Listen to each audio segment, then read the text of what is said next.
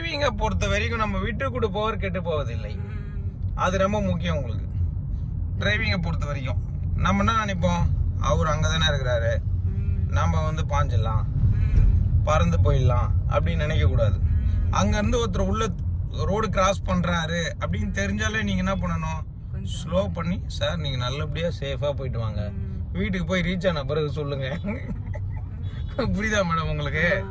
அந்த அளவுக்கு நீங்கள் வந்து வழி விடணும் அவருக்கு. பொறுமையாக நீங்கள் போகணும். ஏன் வந்து இந்த மாதிரி உங்களை பொறுமையாக ஓட்ட சொல்கிறேன்? இப்போ பொறுமையாக ஓட்ட சொல்கிறதுக்கு 2 காரணங்குது.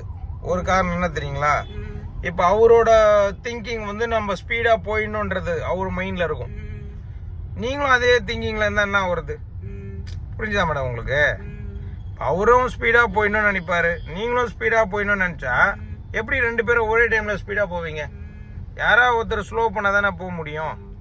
ஸோ அதனால தான் நான் என்ன சொல்கிறேன், மற்றவங்கள ஸ்பீட் பண்ண வச்சுட்டு நீங்கள் ஸ்லோ ஆகிக்கிங்க. கரெக்டாக உங்களுக்கு? ஏன்னா அப்போ தான் உங்களுக்கு வந்து அந்த டிரைவிங்கோட அந்த கண்ட்ரோலு, யார் யார் எந்தெந்த மூமெண்ட்டில் ஓட்டுறாங்க, நீங்கள் எப்படி வந்து அதை அப்சர்வேஷன் பண்ணுவீங்க அப்படிங்கிறத தெரிஞ்சுப்பீங்க. அந்த ஒரு ஃப்ளோ உங்களுக்கு எப்படி கிடைக்கும்? ஸோ நீங்கள் நிறைய ட்ரைவ் பண்ணி தானே உங்களுக்கு அந்த ப்ராக்டிஸ் கிடைக்கும். ஸோ அதனால தான் வந்து பார்த்தீங்கன்னா இப்போ ஆரம்ப ஸ்டேஜில் வந்து பார்த்தீங்கன்னா நீங்கள் வந்து ஒரு குழந்தை ரேஞ்சிலேருந்து இப்போ ஆரம்பிக்கிறீங்க.